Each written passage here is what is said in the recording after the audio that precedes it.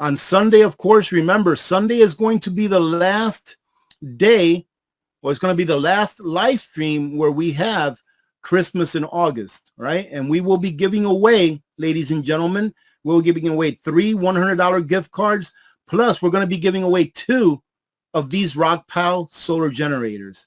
So be there or be square. I hope that you all show up. And I hope especially that those that win really need them.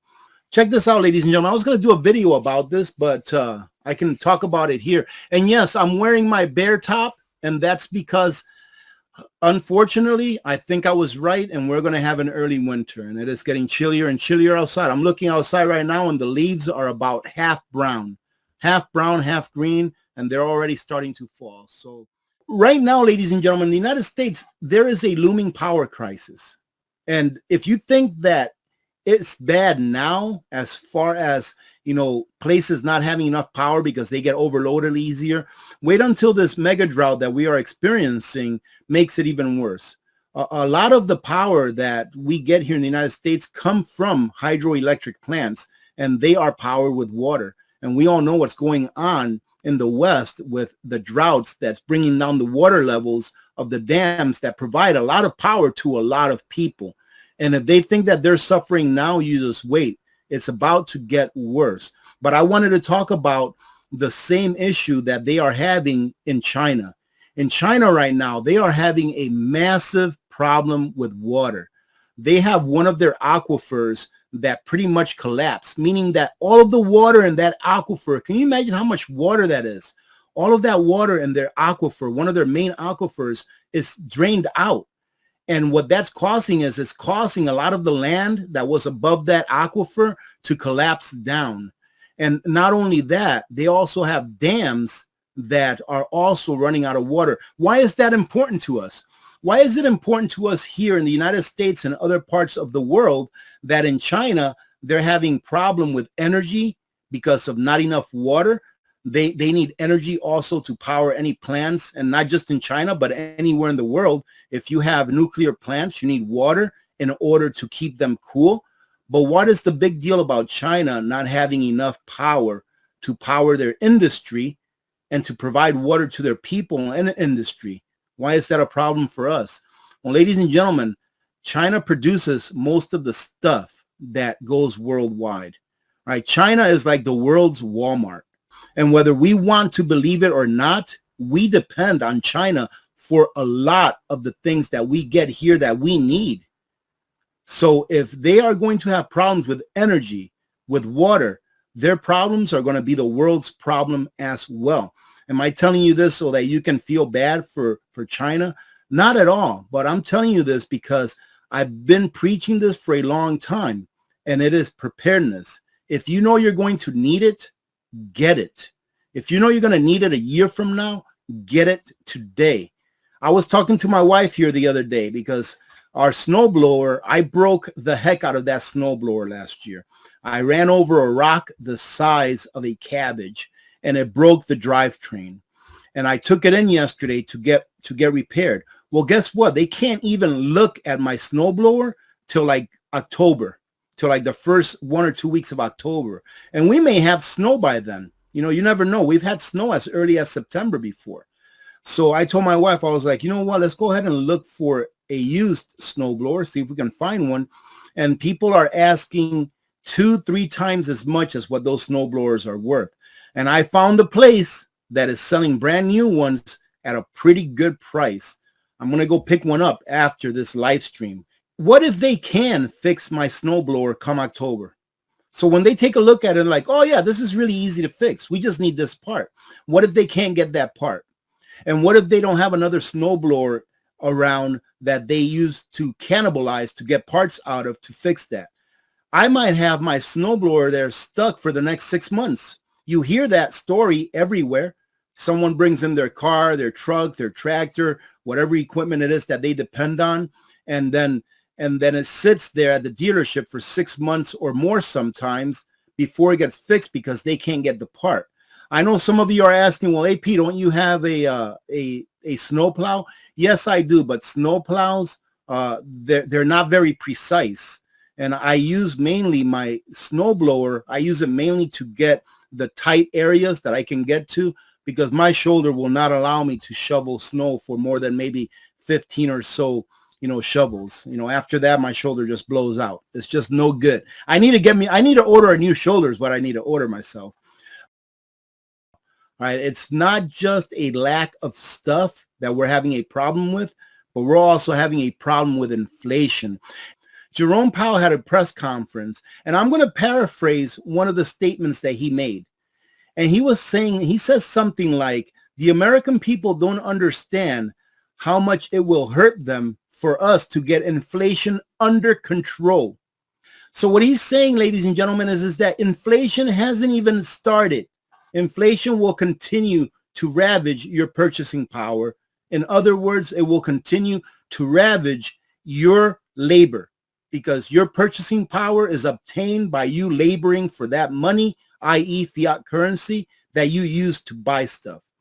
So instead of keeping that money in the bank, and I'm not a financial advisor, this is my opinion, instead of keeping that money in the bank, you may want to do something with that that's going to bring you value, that's going to bring value to your life, and that you know that you're going to need later on down the road. I believe we are in a period in our nation's history where preparedness needs to be spread everywhere. I never ask people to share my videos, but I would hope that some people do, especially with family members and friends that they love, because those people that are living behind rose-colored glasses, who have just a smoke screen in front of them, and I'll use one more, who are walking around with eyes wide shut, those people are the ones that are going to suffer the most. And the more people that understand and know that we need to be prepared for what's coming, the better for not only us, because the more people that are prepped, the better it is for us. Wouldn't you love it if every one of your neighbor in, let's say, a 5-mile radius was prepared? That way you know that they're not going to be coming to your house should something happen where they can't get what they need to get to sustain their lives or their standard of living. I think it would be great. Now imagine if you were the only person in a 5-mile radius that was prepared. So which is better? So this is a time, ladies and gentlemen, that we really need to take a look at what's going around, a serious look, and do your own due diligence. Don't just take my word for it. I remember doing a video about cricket powder here not too long ago. And one of the things that I said on that video was like, I don't care if you eat crickets. I don't care. But don't legislate. Don't put people in power. Don't vote for people in power and then ask them to legislate that we have to eat crickets, that all of us have to eat crickets. If you like crickets, by all means, go eat crickets. Live and let live. Not a problem. But what I have a problem with is with legislators telling us that we have to do it. And when you think about it, when people get priced out of food because of the inflation that has been created by the government / the Federal Reserve, in my opinion, they're two in the same, or they're one in the same. When inflation rises so much that people get priced out of food, they are being forced to eat things that they don't want to eat because they can't afford the things that they normally could, because what they earn no longer can buy them real food. So in my opinion, what the government is doing as far as creating all of the inflation that is created in the last several years is forcing people to eat things that they don't want to eat, because there will come a time where real food will be so expensive that people will be eating what is available that they can afford. So if you don't prepare now, you better get used to eating that crickets. You better be used to eating those mealworms, because that's what you're going to have that you can afford. So my message is this, ladies and gentlemen. Why are you not preparing? If you're not preparing, if you're here for the first time and you're looking at this crazy guy talking about preparedness, why are you not preparing for the day when the things that you need to sustain you and your family are not available? And I'm not just talking about food and water. I'm talking about everything. And for those of you that say, well, prepping is just a waste of money, not if you do it right. If you do it right, it is not. Because I have never once, in all of my years that I've been preparing, not once have I ever had to throw away a can or a food item that had gone bad because I failed to rotate it. So make sure that if you are prepped, make sure that you are rotating it. There is a difference between hoarding and prepping. Hoarding is when you take stuff and just throw it in a corner and forget about it, but you refuse to throw it away because you have an emotional connection to that item that you just can't throw it away. Preparing is making sure that you have what you need for when you need it, and ensuring that you go through those things and rotate them to make sure that when you do need it, because there's some kind of a crisis, that you will have it and it will be palatable, and you and your children, your family will still enjoy eating it just like you did before. Right? That's the difference, ladies and gentlemen. For anyone that ever asks you or calls you a hoarder, that is the difference between a prepper and a hoarder. A hoarder can't help themselves, and a hoarder does not have a plan. A prepper definitely has a plan and rotates their food and their stuff to make sure that when they really need it in a crisis, it will be available and ready to use.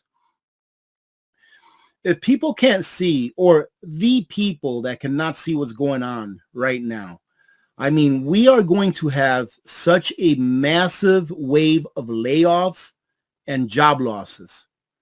It is going to be terrible. People are going to be losing their houses left and right. They're going to become renters if they're lucky. People are going to be losing their jobs left and right. And it is coming. It is coming. And this is not doom and gloom. This is reality. This is the world that we live in. And the powers that be, i.e. the clowns, they are going to use that to their advantage. They are going to use the weakened state of not only the American people, of people around the world. They're going to use that to their advantage. And as you know, you've probably heard this term 1,000 times, but they will never let a good crisis go to waste, whether they themselves created it or not. The best way to ensure your sovereignty, the best way to stay as free as you possibly can, is to be prepared. We are going to go through a time of testing. You have to understand that this life that we're living right now is a gift. And even the things that happen in our lives that are not good things, that are bad things, even those things in a way, right, in a way is a gift, because it allows you the experience and the wisdom to live a better life. So we a lot of times have to go through bad things in order to really appreciate the things that are good in life. And I'll tell you what, after the next 4 to 6, I'm guessing 4 to 6, 8 years, people are going to be very happy. They're going to be very wise. They're going to be very happy to be alive because of what we're going to go through here in the next several years. It's going to take several years before we are back on an even playing field with the clowns. The clowns are going to take advantage of everything that is going on, and it's going to be to their advantage and not ours. But we need to be prepared as best as we can. And why is that? Even if the worst of the worst happens, which in my opinion is a Cbdc, a centrally banked digital currency. And in my opinion, that's the worst of the worst, because I honestly don't believe that we're going to have an exchange with nuclear warheads. I honestly don't believe that. I hope I am 100% right when it comes to that. I don't think that's going to happen. So in my opinion, the second worst thing would be a Cbdc. And a centrally banked digital currency, ladies and gentlemen, we're all going to be in it. We're not going to have a choice. They are going to change the system, right? And if I told you what I thought about 2024, you'd probably leave, all right, because nobody wants to hear it. But I think that we're going to have real big troubles 2024. The end of this year, it's not going to be as big of troubles as we're going to have than in the end of the year in 2024. Really big troubles. And even then, we're going to go through several years, 4 or 5 years of heartache, of hardship. And they will implement the Cbdc upon the people, whether you want it or not. It's either you're either going to participate or you're not going to participate, one or the other. And if you don't participate, where are you going to get your stuff? And they're going to be able to control what it is that you can and can't get, whether we like it or not, ladies and gentlemen. That is how deep we are in. And once that happens, the best people that are going to be in the best place, or the people that are going to be in the best place, are those people that are prepared. Because most of the people that are prepared, in my opinion, are patriots who love their families and love their countries.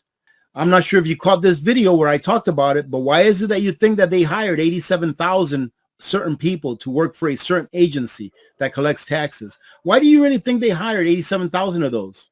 Now, I did read another article that contested that said, well, that 87,000 is going to replace a lot of people that are retiring and a lot of people that are quitting and et cetera, right? But I think that the main reason that they're hiring that 87,000, who's going to track your social credit? Yeah, I know people don't want to hear this. They don't want to hear this because they want to live in a world of normalcy. Who's going to track your social credit score? Who? It's going to be a new system.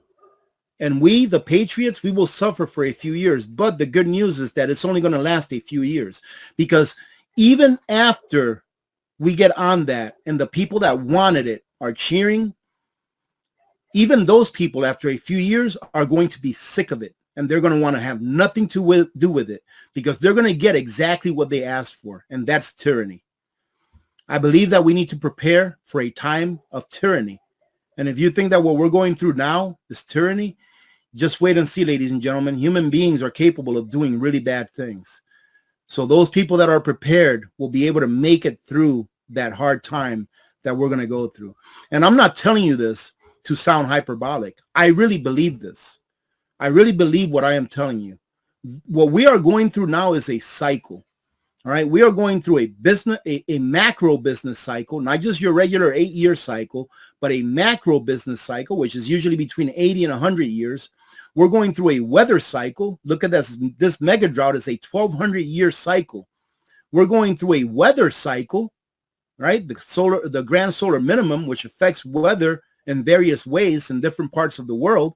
You know, someone asked me, if we're going through a grand solar minimum, then why has it been so warm in Alaska? Well, because if you look back, every single grand solar minimum that's been recorded, if you look back, Alaska gets warmer. It's not that the earth is going to ice over and turn into a ball of ice. It's that we're going to have drastic weather changes and drastic weather environments in all different parts of the world. So one part of the world may be going through a massive drought. Another part of the world may be getting floods like they've never gotten before.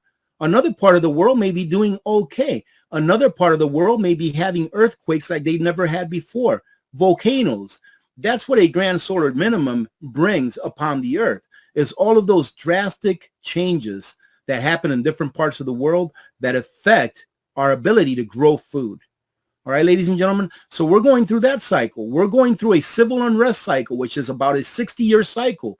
The last time we had a civil unrest episode in the United States that was a major civil unrest cycle was back in the 60s. Well, what's 60 plus 60? 120, right? And we're in what? 2120, 2120, or are we in 2022? Yeah, 2022, right? So it's about 60 years and we've been having civil unrest. We're going through a lot of major cycles that are culminating at one point. So hello to Piper. Everyone say hello to Piper. Say hello to Piper and welcome. And another example, ladies and gentlemen, why it is that here in the Alaska Prepper community, we try to keep it family friendly, because we do have children that watch our live streams and the videos. And you don't know how important, or I hope you know how important it is that we bring up this next generation with the forethought, right? With the premise that prepping is a good thing, that living a life of preparedness and always having what you need is a good thing and not a bad thing. Because in the years to come, it will be villainized. Prepping will be villainized by the mainstream media. It'll be villainized by the government, and it'll be villainized by those people that are still asleep that failed to prepare when they had the chance. Nutrient survival isn't just survival food. It's special ops grade. Built to the nutritional standards of the U.S. Special Ops and packed with 40 essential nutrients. Formulated to sustain energy, sharpen focus, and keep you and your family thriving during any emergency. Real food, real ingredients. Oh, and a 25-year shelf life. Our meals will kick your taste buds in the mouth and have them coming back for dessert. Yeah, we've got that too. So whether you're digging in or bugging out, you don't just survive an emergency situation, you thrive in it. Nutrient survival. Feed your freedom.